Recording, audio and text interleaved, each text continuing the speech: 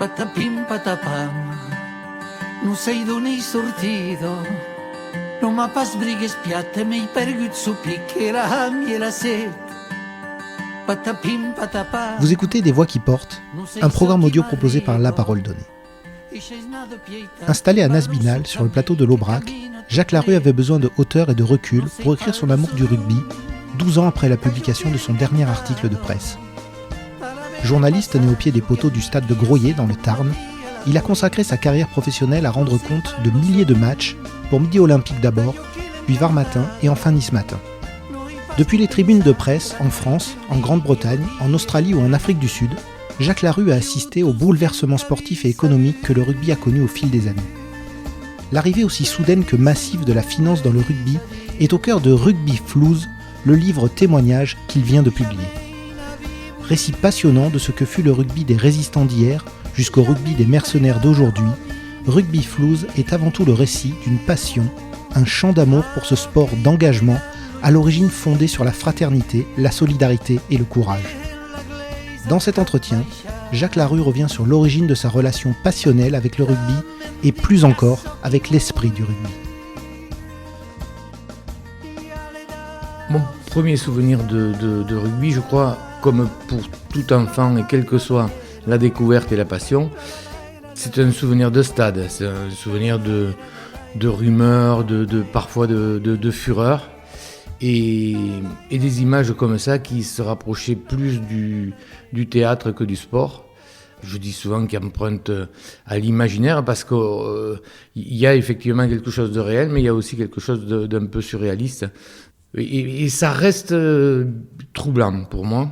Mais voilà, à l'âge de 10 ans, tu as un déclic comme ça, c'est le seul endroit où tu te sens bien, où tu as l'impression de te sentir bien, c'est dans un stade avec des gens, des vieux, beaucoup de vieux, quelques jeunes, mais beaucoup moins, et où tu te dis, c'est là que j'ai envie d'être et c'est là que j'ai envie de rester. Et après, tu attends toute ta vie, tu attends le dimanche pour revenir à ce spectacle, voilà, à ce qui ressemble aussi un peu à tes racines. Tu connais tous les gens, ou la plupart des gens qui sont sur le terrain, que tu admires, mais tu les croises régulièrement dans la ville. Moi, la grande découverte, quand même, elle remonte à 10 ans aussi. C'est avec un institut. Les enseignants, très souvent, te marquent pour la vie et parfois te façonnent, presque autant que les parents. Et donc, moi, j'avais un prof qui était un institut qui était joueur de rugby, qui était un type charmant, qui pouvait être très sévère, mais qui était adorable, et qui avait, à mes yeux, tellement de charme que qu'il a renforcé cette passion du rugby. Il arrivait des fois avec un œil au bord noir, ou en boitant, ou avec des béquilles. Et alors tout le monde rigolait, chuchotait. Alors, il nous disait, bon, je vais vous dire ce qui s'est passé dimanche, et après, on n'en parle plus. Hein. Voilà. Et donc, il s'était pris un marron, il était... Et Henri Auriol, donc la personne à laquelle je fais référence, aux récréations, très souvent, il allait chercher le filet avec des ballons et on jouait comme ça. Et puis les cours d'éducation physique, c'était quasiment que du rugby. Avant l'école, mais quand même plus souvent entre midi et 2 et le soir, tout le monde se retrouvait sur un pré et jouait au rugby. Alors que les enfants aient envie de se rencontrer, de passer du temps ensemble et d'une certaine manière de s'aimer, c'est une évidence et le rugby est effectivement un vecteur de rencontre, de sensibilité, de solidarité qu'effectivement, je pense, on le dit souvent et ça peut être désagréable pour les autres sports, ou péjoratif, enfin peu importe, mais c'est vrai que le rugby favorise, mais par essence, il n'y a qu'à regarder si on a un petit peu de sans observation, de pénétration, on constate vite que le rugby a une magie émotionnelle et fraternelle qu'on ne retrouve dans aucun autre sport, parce que ça fait partie des poncifs, mais c'est aussi la vérité, c'est que à la limite, si tu fais un sport, le football, à la limite même le basket, et je ne parle pas des sports individuels, tu peux arriver à faire un exploit individuel, c'est quasiment impossible au rugby. Tu es toujours dépendant de l'autre. Et je crois que ça, être dépendant de l'autre et en même temps solidaire de l'autre, c'est quand même la plus belle façon d'exprimer la camaraderie, l'amitié. Voilà. Et donc le rugby est puissant dans ce sens-là, effectivement. De la terra do céu, tal como la periclado. Et tout a capira, ta renoncer a mei, no jamais comme avance. Moi, je me suis beaucoup amusé à jouer au rugby. Je l'ai compris, mais je n'y ai jamais joué. Jouer au rugby, c'est tous les dimanches faire un match avec de l'enjeu, s'entraîner 3 fois par semaine. Moi, je me suis beaucoup amusé au rugby avec des copains, mais sans l'esprit de compétition. Et finalement, les choses sont bien faites, parce que si maman m'a interdit de jouer au rugby, je pense que par mon état d'esprit, je me l'interdisais aussi, dans la mesure où je ne suis pas quelqu'un de passionné par la compétition et par l'exploit individuel. Donc, effectivement, les choses ont été ainsi faites que j'ai passé beaucoup plus de temps à raconter, à en être le témoin qu'à en être l'acteur. Et ça m'allait très bien. Alors, le rugby est vraiment inspirant. Moi, j'ai en tête plein d'écrivains, mais surtout d'excellents journalistes de presse écrite ou de magazines qui ont écrit des choses merveilleuses sur le rugby. Et là, alors, je suis sûr, quasiment sûr qu'il n'y a pas un sport qui ait autant inspiré les gens que le rugby, parce que, et je l'ai dit en début d'entretien, le rugby porte une part théâtrale avec une intensité dramatique et parfois comique. Une violence qui est souvent plus feinte que réelle. On avait l'impression effectivement d'assister à une pièce en plusieurs actes avec des scènes incroyables où les gens, quand les gens se partaient dans des bagarres qui semblaient presque programmées, les mêlées se relevaient.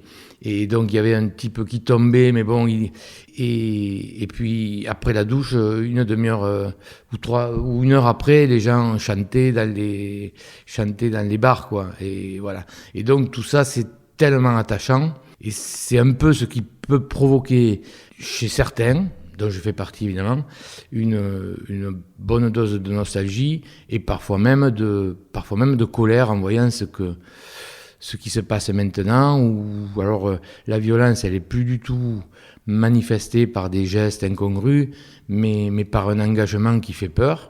Je me souviens que Jacques Verdier, un collègue, patron de Midi Olympique, qui malheureusement nous a quittés très brutalement, avait écrit un édito de Midi Olympique, je suis heureux que mon fils ait décidé de ne plus jouer au rugby. Et j'avoue que je suis un peu dans cette situation quand je vois ce qui se passe. Et puis, au-delà de cette course à l'armement, de cette puissance mise au service du jeu, et non le contraire, à côté de ça, il y a aussi la perte de ces valeurs, de ces repères de fraternité qui s'exerçaient entre équipiers et voire même entre adversaires. De la terra do céu, tal como la periclado, et tout a capira, ta renoncer a mei, no jamais comme avance. Alors quand je suis arrivé à Toulon, comme tous les gens du Sud-Ouest, j'avais pas une image formidable de Toulon. Tout le monde, il s'était battu avec tout le monde chez nous là-bas. Moi, je me souviens à Gaillac, même à Groyer, mais à Gaillac, à Castres, c'était vraiment chaud. Et puis, moi, j'ai mon docteur qui était un jeune docteur, qui était un copain, et qui m'a dit, mais qu'est-ce que tu vas foutre là-bas? C'est des voyous. Moi, j'ai fait mes études à Nice, je te promets, j'ai joué. Ils sont pas loyaux et tout. Bon, voilà. Enfin, je me suis retrouvé là, j'avais pas choisi.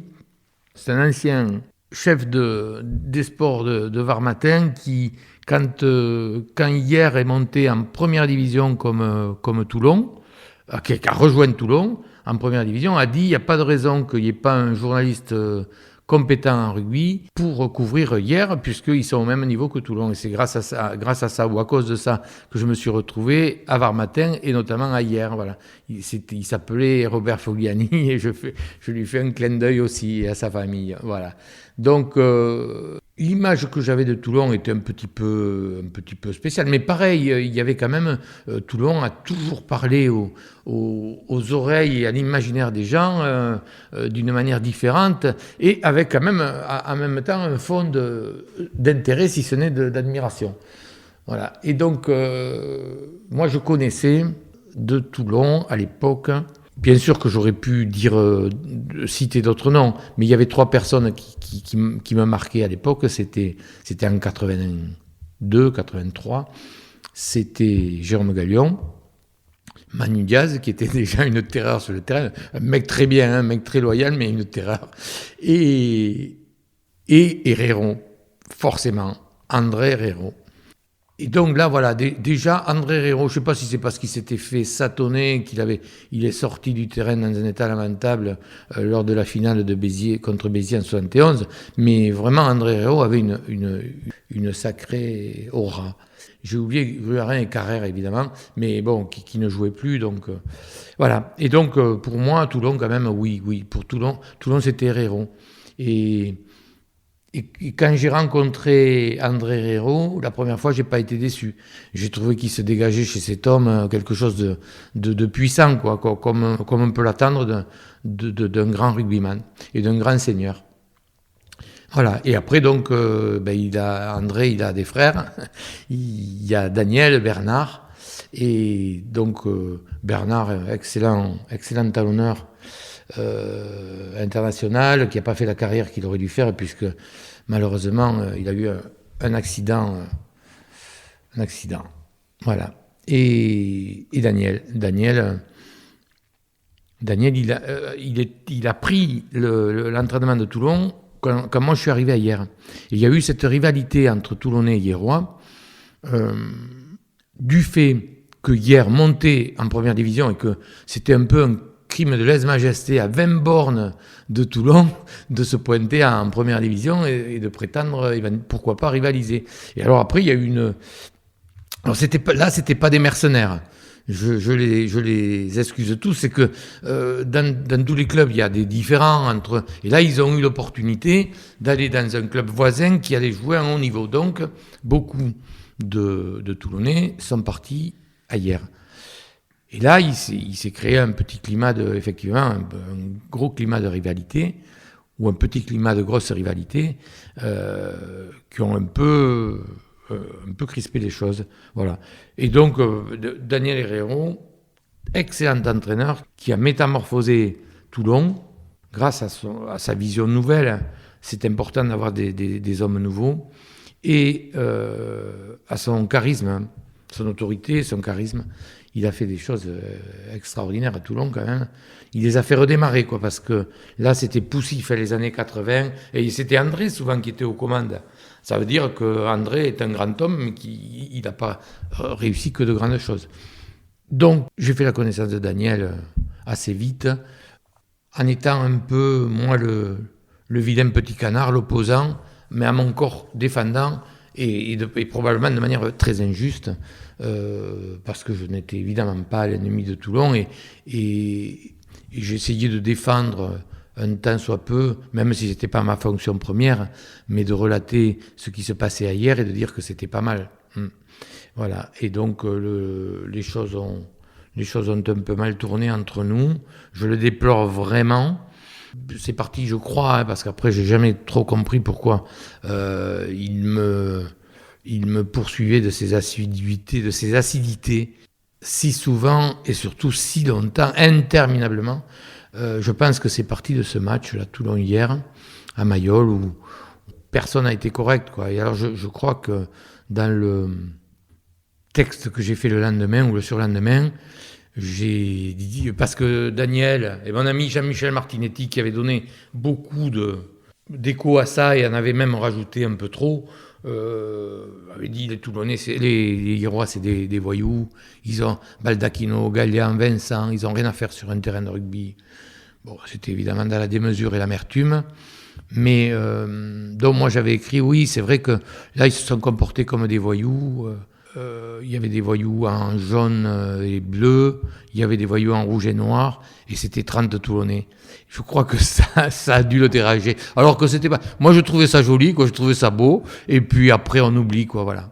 Et donc, moi, après, Daniel n'a pas été sympa avec moi, et alors, je ne sais pas s'il entendra ça, mais franchement, je ne l'ai pas compris, et puis je ne lui en veux pas. De la terre du seu, tau com la periclado, e tutta cabbirata renuncerà mei, non chiamei come avance.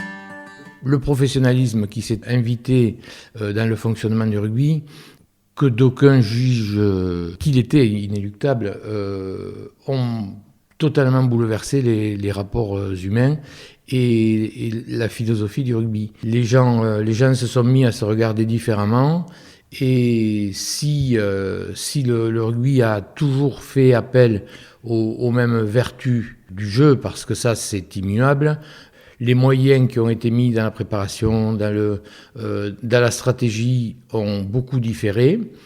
Les enjeux ont quand même beaucoup perturbé le jeu.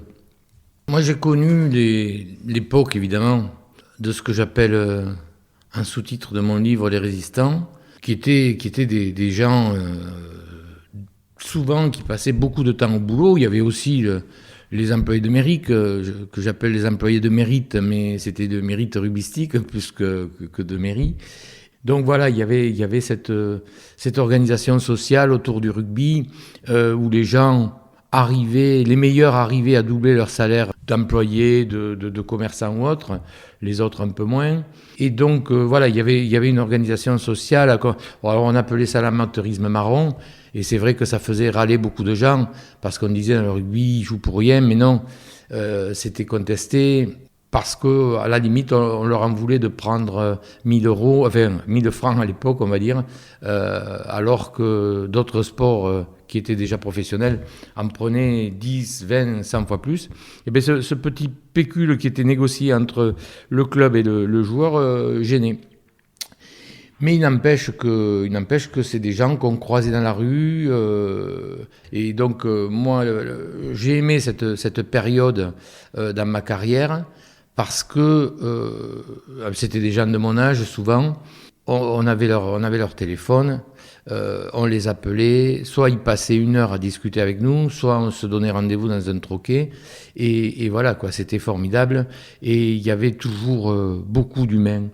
Donc il y a eu cette ligne de fracture. Alors à Toulon par exemple, je ne parle pas de Groyer parce que c'était encore plus évident, mais à Toulon, jusque dans les années 95, donc le dernier titre en 92, le dernier titre du XXe siècle, l'avant-dernier, puisqu'il y en a eu un autre en 2011 je crois, mais je ne suis pas certain.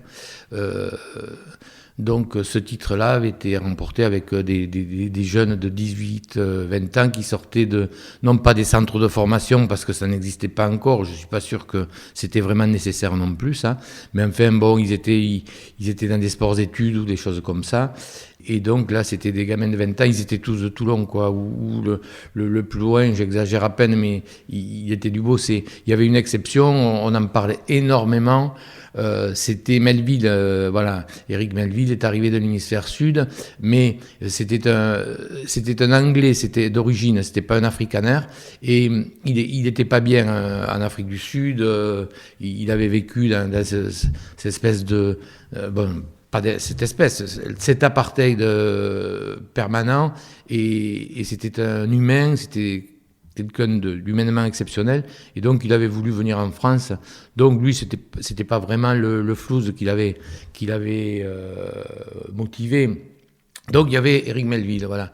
Et Éric Melville, dernière parenthèse, avait un accent toulonnais, anglo-toulonnais, qui était unique.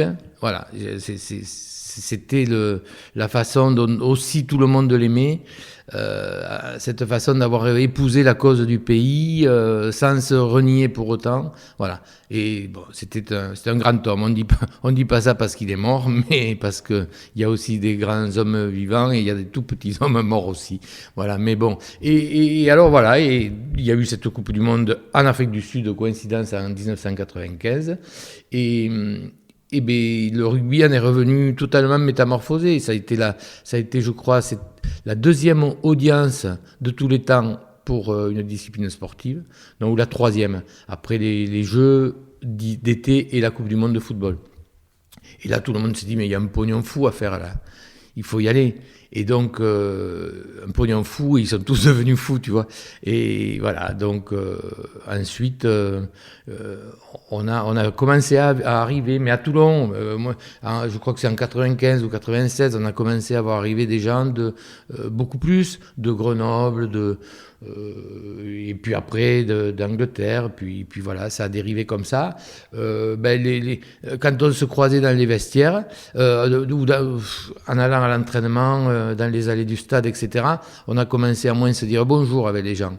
Voilà, il y avait des types, ils avaient le sac à dos, ils te calculaient pas, voilà.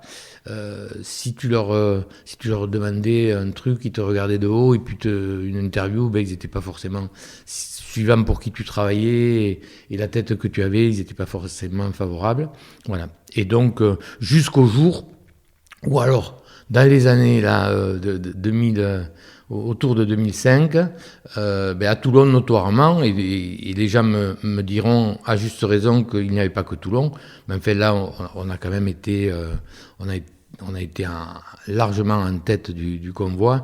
Là, il est arrivé des armées de mercenaires. Alors là, c'est pas qu'ils voulaient pas nous parler, c'est qu'on était incapable de leur parler puisqu'on parlait pas la même langue. Et on parlait pas le même rugby non plus, mais surtout la même langue. Voilà. E la terra do céu, tal come la periclado, e tutta cabirata renuncerà mei, non chiamei come avance.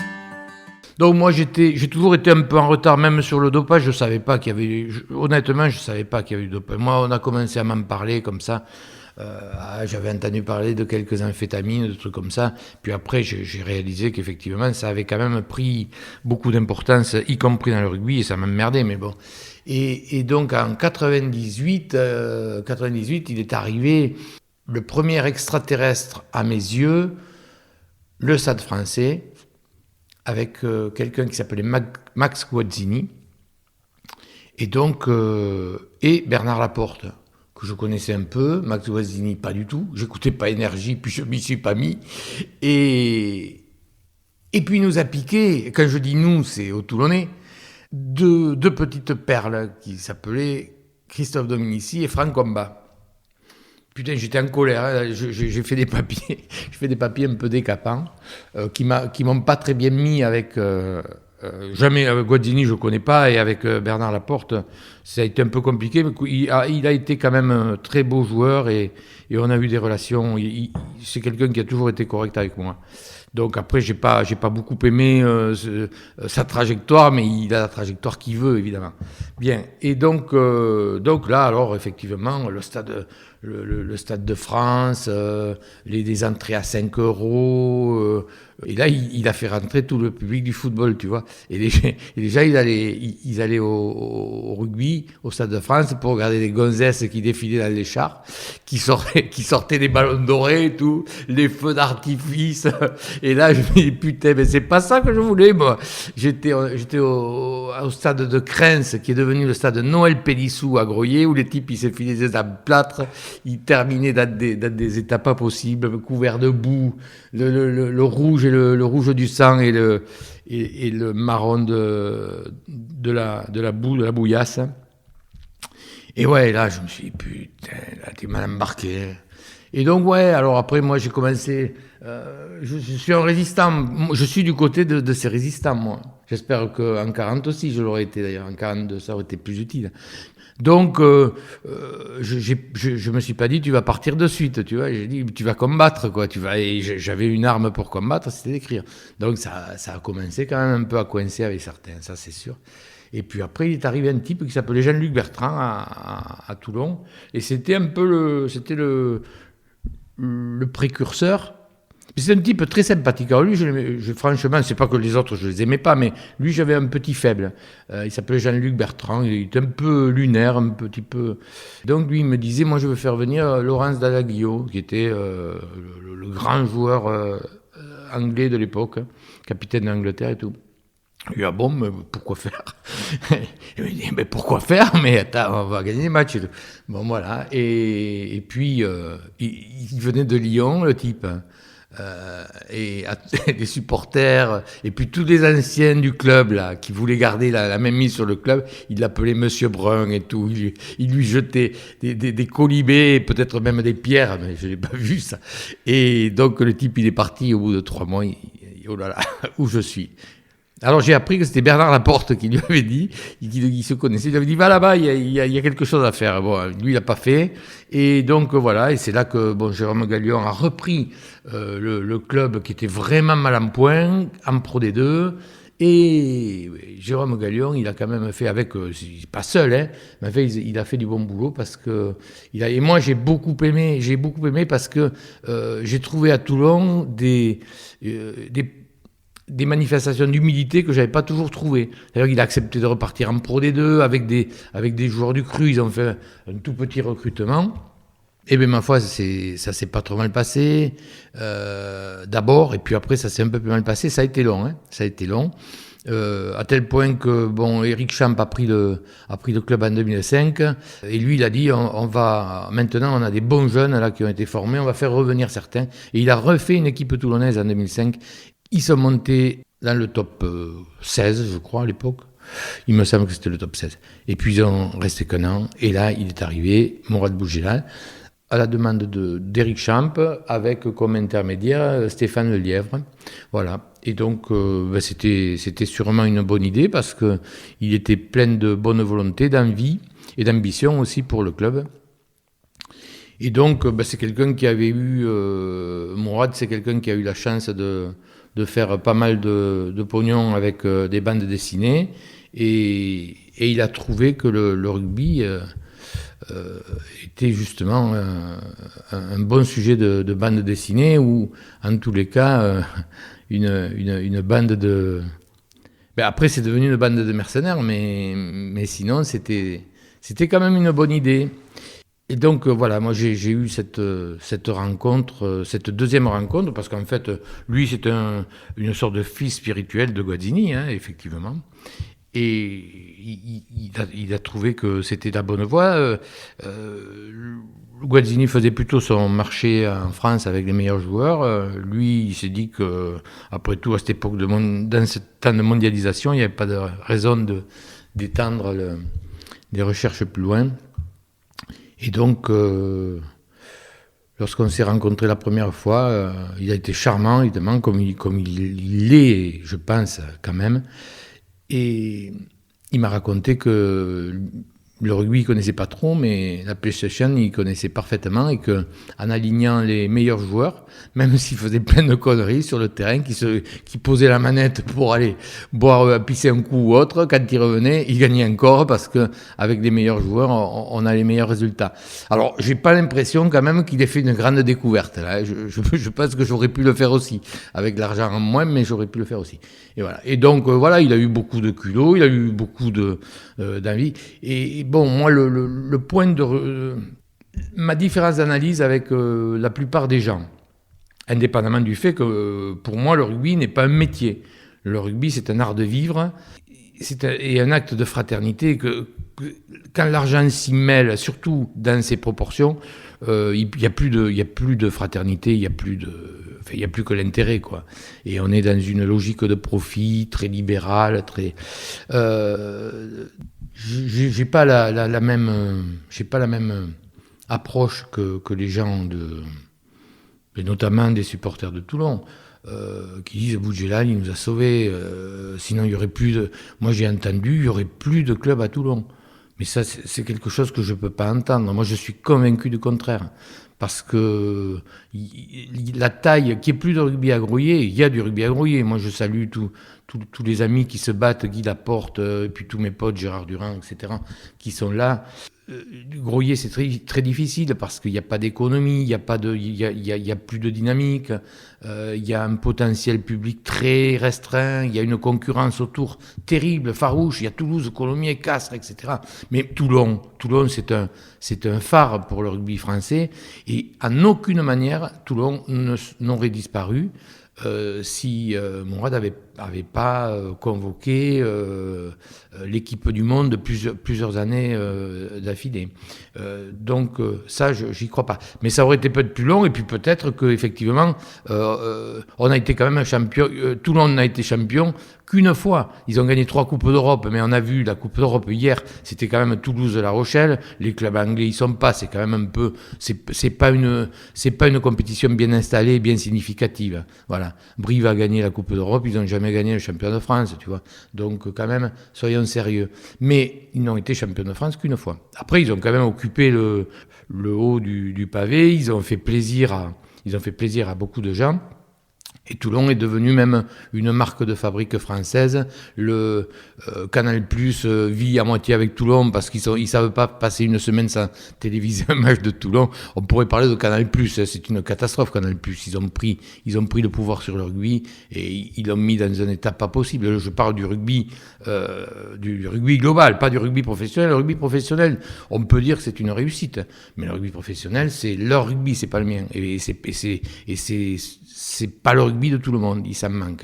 Alors ensuite, de même que Guazzini a ouvert la première boîte de Pandore en 98, et où tout le monde a eu comme ça des envies, puis il fallait le faire parce que pour poursuivre, sinon il était hors de question de laisser le Stade français seul. De toute façon, il se serait beaucoup ennuyé, il aurait même fini par disparaître aussi. Donc les autres ont suivi, et bien, c'est la même chose avec Toulon. Quand Mourad a commencé à faire venir des gens à des prix d'or, j'ai plus les chiffres en tête parce que moi les chiffres ne m'intéressent vraiment pas, vous l'avez compris. Et donc, il a payé. Umaga est venu faire 6 matchs, je ne sais pas pour quel. Mais bon, Umaga est venu faire 6 matchs en octobre ou novembre 2005, je crois, ou 2005. Et ça a tout déclenché. C'est là qu'après, tout le monde a eu envie de venir à Toulon. Il a ouvert une deuxième boîte de Pandore, mais effectivement, tout le monde était déjà prêt à suivre. Ils ont râlé quand même, ils ont couiné parce qu'il a vraiment fait monter les cours, hein, sérieusement. Mais quand même, tout le monde l'a fait. Et alors, je vais quand même relativiser mes griefs à son égard. Je pense que si lui ne l'avait pas fait, d'autres l'auraient fait. Voilà. Je crois qu'effectivement, c'était inexorable. De la terra du céu, tal com l'ha periclado, e tutta capirata renuncerà mei, non jamais comme abans.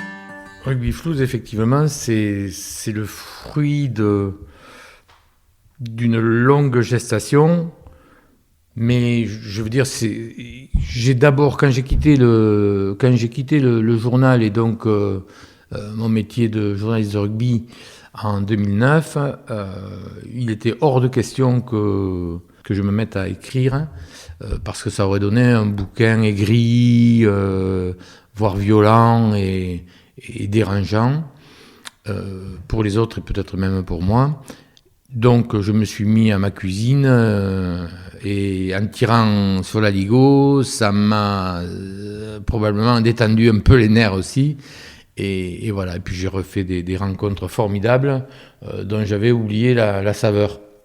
Donc pendant des années, j'ai pris quelques notes de temps en temps, puis j'avais des velléités.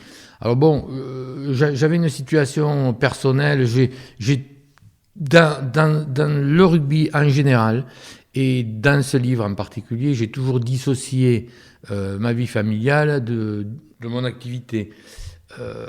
Or là, quand même, j'avais un petit problème, c'est qu'un de mes fils avait un poste important au RCT. Comme je ne pouvais pas faire un bouquin où j'occulte certains de mes sentiments, voire de mes ressentiments, je ne pouvais pas l'écrire sans mettre mon fils qui dépendait de Mourad Boudjelal en danger. Ça, c'était quelque chose que je m'interdisais.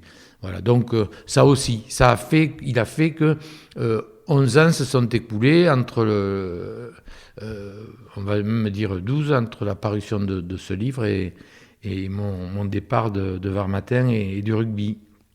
C'est donc un livre réfléchi, c'est le moins qu'on puisse dire.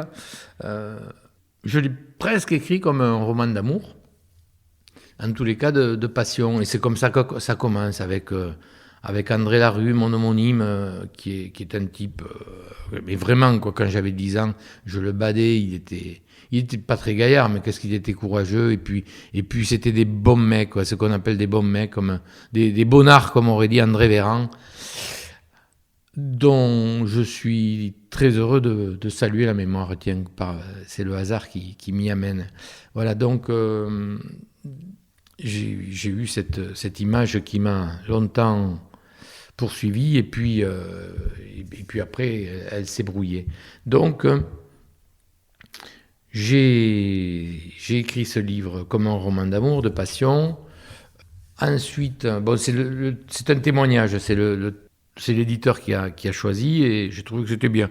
Moi, je voulais mettre essai, mais je sais qu'il y a une partie d'essai. C'est la dernière partie où effectivement je me projette. Enfin, je me sers du passé pour instruire l'avenir. Je ne sais pas de qui ça, mais c'est pas de moi. Et donc, ouais, je voulais l'appeler essai. Je trouvais ça très rigolo pour un livre de rugby. Et puis finalement, non, ils ont mis témoignage, ils ont bien fait. Voilà. Et alors ensuite, donc il y a une longue partie de récits, de témoignages. Et puis il y a une partie pamphlétaire. Je ne sais pas comment les gens vont le vivre, mais moi je me suis plus amusé sur des thèmes de la féminisation du rugby. Je trouve ça un peu pathétique, parce que mettre de jolies filles sur les bords de terrain en talons aiguilles, voilà, avec les mèches et tout, voilà. Et Dieu sait si je suis pas quelqu'un de misogyne, je suis même, je crois, exactement l'inverse. Et je trouve que cette utilisation de la femme et de la femme glamour est presque vulgaire, tu vois. Voilà. Et donc, voilà, je m'amuse avec ça. De même qu'ils veulent à tout prix faire gonfler les effectifs féminins dans le rugby, mais je vois pas l'utilité, tu vois. Je vois pas. Si une fille a envie de jouer au rugby, mais c'est génial qu'elle joue au rugby, mais qu'on dise, non, il faut faire venir des femmes au rugby. Oui, mais pourquoi faire, tu vois? C'est quand même assez laid. Le rugby est laid dans le combat, le truc comme ça. On aime ça parce que à la limite, c'est viril. Et donc, bon, voilà. Mais c'est une question de genre. C'est peut-être aussi une réflexion de vieux con, je sais pas. Voilà. C'est comme l'argent, ça. L'argent, les femmes. Et puis bon, effectivement, je parle de ces problèmes pathétiques de dopage qui sont sûrement plus le fait de l'hémisphère sud. Enfin bon, on n'en sait rien, mais bon, il se dit beaucoup de choses, et probablement beaucoup de contre-vérités, mais aussi beaucoup de choses qui ne se disent pas. De la terra d'Useu, tau com la periclado, e tutta capirata renuncerà mei, non jamais comme avance. Je crois que le rugby, ça s'oublie jamais. Quand tu l'as aimé, tu l'aimes toute ta vie. Il n'y a aucune raison qu'il en soit autrement. Moi, j'ai vraiment rompu avec le rugby autour de 2010. Et j'ai pratiquement plus jamais regardé un match de rugby. Sans doute parce que j'avais besoin de couper, sans doute parce que si je suis parti, c'est pas le fait du hasard, et que pour de bon, ça n'avait plus d'intérêt pour moi. Ou en tous les cas, oui, il y avait quand même, je m'imposais un peu cette privation aussi, c'était une sorte de pénitence. Mais vous savez, quand on rompt avec quelque chose, très souvent c'est difficile d'y revenir. Et là, c'est un peu le cas. Alors, de temps en temps, moi j'ai beaucoup aimé mes déplacements en Angleterre. De temps en temps, je me fais un Écosse-Irlande, et il me semble y être, avec cette ambiance énorme où tout est rugby. Alors là, par contre, le flou, il y en a sûrement, hein, mais alors, putain, il le cache bien, parce que c'est le rugby, quoi, voilà. Il n'y a pas de chauvinisme. Je ne peux pas regarder l'équipe de France actuellement parce que les commentaires m'ont l'air d'un chauvinisme exceptionnel. J'ai l'impression que Couder, à côté, c'est un gamin, tu vois. Et puis en plus, Couder, il n'avait pas de talent, mais il avait une âme. Voilà, et là, ils l'ont pas à la main. Je te dis pas que ça ressemble à rien. Mais par contre, la France. Voilà. Et ça, j'aime pas. Pour moi, le rugby, c'est pas la France, c'est le rugby. C'est pas Toulon, c'est pas Groyer. Voilà. Et alors, je vais voir des matchs à Groyer. Voilà. Parce que Daniel Herrero dirait on a tous besoin d'une part de son enfance, tu vois. Voilà. Et donc, je me retrouve à la sortie de Montneuf, voilà, au stade de Crens, et là, j'y suis heureux. Il y a des Georgiens, il y a des Roumains, il y a des types de Cannes, de Cannes, enfin. Mais quand même, j'y suis vachement bien. Donc voilà, ça c'est le rugby. Et puis, est-ce que ça reviendra ? Oh non, ça reviendra pas. Je pense que là, la cause est foutue. Maintenant, les jeunes là qui sont brillants, il y a des jeunes brillants évidemment. C'est enfoncer une porte ouverte que de le dire. J'imagine des Ntamak, j'en connais pas beaucoup, hein, mais des Ntamak, Dupont, tous ces jeunes extraordinaires. S'ils m'écoutaient, s'ils m'entendaient, ils diraient qu'est-ce que c'est que ce même, de quoi ils nous parlent, tu vois, et qu'ils le prennent leur pognon, et puis qu'ils en fassent leur métier, qu'est-ce que tu veux. Moi j'aurais préféré qu'il soit plombier, le type, que ce soit un bon plombier, et qu'il gagne 10 fois moins, mais que par contre il ait une belle vie de plombier après avoir eu une belle vie de rugbyman.